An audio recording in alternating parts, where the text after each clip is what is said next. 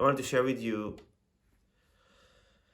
crazy results that I had from trying a diet basically based on the lovely channel by the Gut Health Foodie. She's great. And what I liked about her video is the honesty, and she's not like, she has a lot of knowledge about filmmaking, but obviously she has something to share with the world. And instead of prepping the set, she just sit around like me in a nice corner of her home and just talk about it the most honest way possible. And usually that's what I do too. I have lighting, I have professional mic, but I just finished yoga right here on this floor, and I decided, hey, let's take the tripod next to me, the selfie tripod, and just share it. In the last 2 years, I've been experiencing debilitating stomach pains deriving from IBS that is accompanying my pot syndrome, and I didn't know what to do. And I've seen a few doctors, I've tried a few cleansing diets, I've tried an elimination diet, really nothing really helped. And I think it's just like any other illness, you have to hit rock bottom. And I got to the point that I cannot eat anymore. And for a few days, I couldn't eat. I could barely drink water. My stomach was so inflamed, probably. And it was during COVID. So going to a hospital wouldn't be a smart idea, especially for a chronic illness patient. And I've decided that I'm trying to heal my gut. But, because I'm a foodie, I couldn't wait to the next Friday dinner, as my Israeli Jewish tradition, or just cooking for my girlfriend or for my friends, or just going out for a pizza or exploring a new restaurant. And now a new lockdown began. I said, hey, it's just unbearable that I have to deal with this every day. I have to take anti-stomach pain medication every day, and to take Pepto or other digestive help just to keep something inside. It was horrible, really horrible. I got to the point that even one sip of a drink or one bite of certain food made me rush to the not the hospital, luckily to the bathroom, and I couldn't take it anymore. And I started to watch a lot of YouTubes, but I really like the Gut Health Foodie, because really she seems like one of us, down to earth, not just all polished YouTube channels. Not that I'm have something against them. I think it's cool that you progress and buy equipment and so on, but she didn't try to educate me about life or show me how cool she is. She was just sharing her own journey, and I will link her down below. And it was just honest and beautiful and amazing. And we have different intolerances, but I decided to just try her diet. That is basically the gut healing emergency diet, because I got to inflammation level I couldn't measure it via CRP or other blood measurement testing, but I felt inflammation. I had diarrhea, I was bloating, I was looking like I'm pregnant, and I'm a guy. Every day it was terrible, and funnily enough, I couldn't even lose weight. And it always come, with skin problems and mood changes, and it's just horrible. You can't sleep, and the pain is unbearable. And her emergency diet was kind of an extreme elimination diet that meant to heal the gut. And what I did is learning exactly what I'm not allowed to eat and what I'm allowed to eat, and then did this elimination diet. Basically, we are now in the 4th week already, and my partner has been amazing. She really studied even better than me what I can or cannot eat.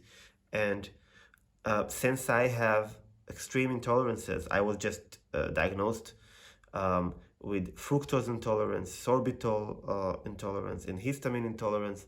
And with my medical and biological background, I just don't think that my body's all of a sudden developed these intolerances in the middle of the life. I did know that I have lactose intolerance since I was 12, and it started before, because as a kid I couldn't even eat anything with milk. But I just think that the inflammation just ruined completely the lining of the guts, and probably I had what's called leaky gut syndrome. You can read more about it here. And I needed something that it's not a fast fix. I needed something that will put me in this discipline. And what I did was to listen to the advices that she gave in her channel, the Gut Health Foodie.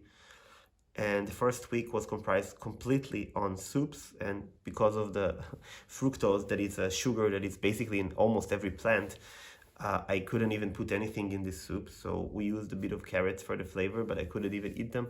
So we basically made bone broth out of chicken. We are actually trying to go vegan, but I really was left with no choice, and it was so hard for me to eat meat products, and a lot of them, but I didn't see any choice.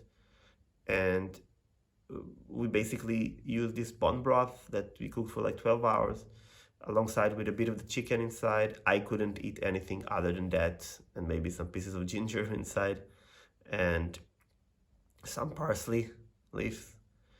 And you're supposed to do that for 3 days and then go to an orange soup for 3 or 4 days. But because I couldn't eat any orange vegetables because of the fructose intolerance, what I did is just to, for 1 whole week, just eat only chicken broth with a bit of chicken. I lost some weight. Now, after almost 1 month, I lost a bit more than 2 kilos. But in the first week, it was more dramatic, but it probably was just water. And then because of my intolerances and the advice of the Gut Health Foodie and other amazing YouTubers and other doctor friends and nutritionist friends of mine, I've decided to move to a bit more extreme approach.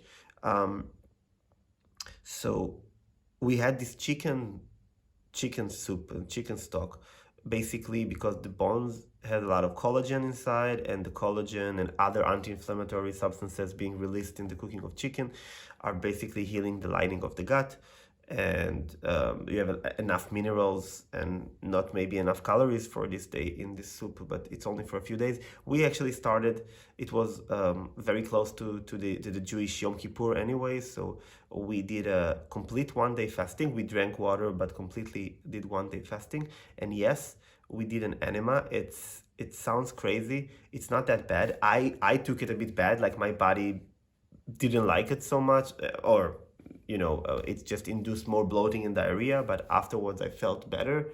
Then 1 week of this chicken broth, and then all I could eat that has no histamine, lactose, fructose, sorbitol, which is also an alcohol sugar that there is a lot of things, like every toothpaste has it. So I have stomach pain just for washing my mouth with a mouthwash or toothpaste, but a lot of fake sugars, like substitute sugar has it. But basically everything that tastes like mint, don't eat mint chocolate or ice cream if you have it. But this was easier to avoid. What was harder to avoid was the fructose. So basically I only ate, in the first 2 weeks, buckwheat or quinoa, which are both amazing sources of protein and good carbohydrates, and steamed frozen fish. In fresh fish, there's more chance to have histamine. There's a lot of histamine in everything that is standing for a bit and raising bacteria. It's an entire science, but basically you need to be careful about meat. So you're supposed to eat only meat because you don't have anything else to else, but you have the antihistamine in your body that's supposed to help you, but it's not enough. So the histamine release is happening. So you need to balance the consumption of food. So for a few days we ate chicken from the broth that we made another one, or frozen fish that we've steamed, and a bit of buckwheat and quinoa. This was the second week, and in the third week we introduced Spelt, which is an amazing substance.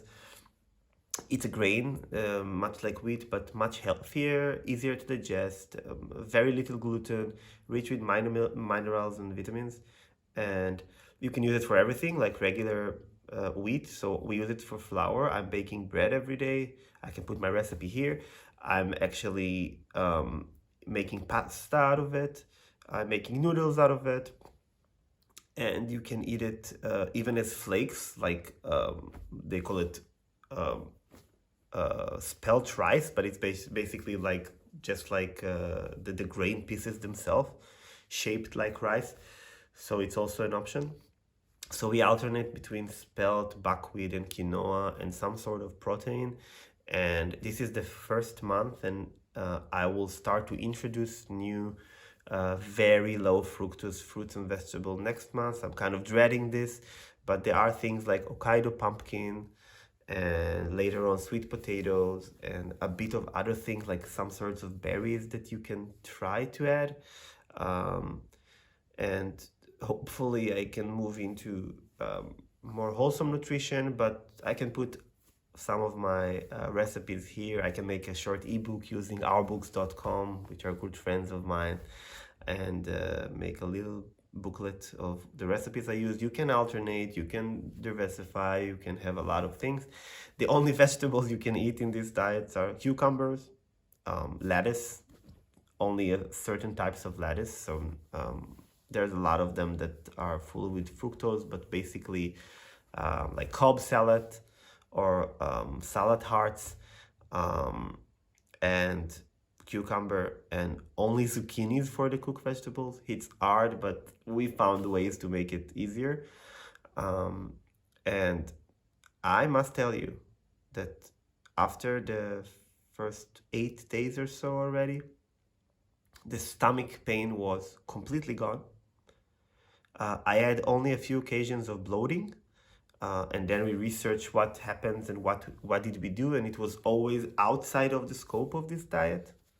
Like trying to add something like a certain spice or a certain vegetables that it's on there are a lot of apps that tell you what you can do, what you can eat or not with intolerances. That was kind of maybe there is like this green, orange, and red, and it was maybe orange. But if you keep this diet, in my case specifically, the results are just amazing. No pain, no stomach pain, no bloating, no diarrhea anymore. I'm actually losing a bit of weight. I'm feeling much better, more clear in my mind, more resourceful, more happy.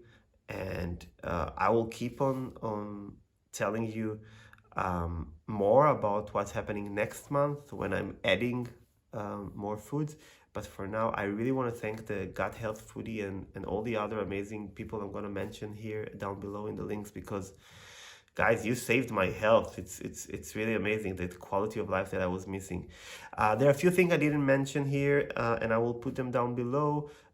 Some supplement that we use, like aloe vera juice or aloe vera extract, edible soil. Sounds strange that it's completely approved for medical use, that for the first 2 weeks I drink it with water. It's acting a bit like charcoal to cleanse my system, and some other thing that we use that were recommended. You should all choose whatever you can.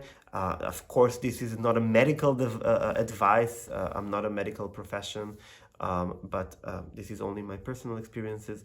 I feel much better, and I would love to share more with you. Stay tuned for the next video. I will make one in a week or two to just let you know how I'm going. And thank you so much for tuning in.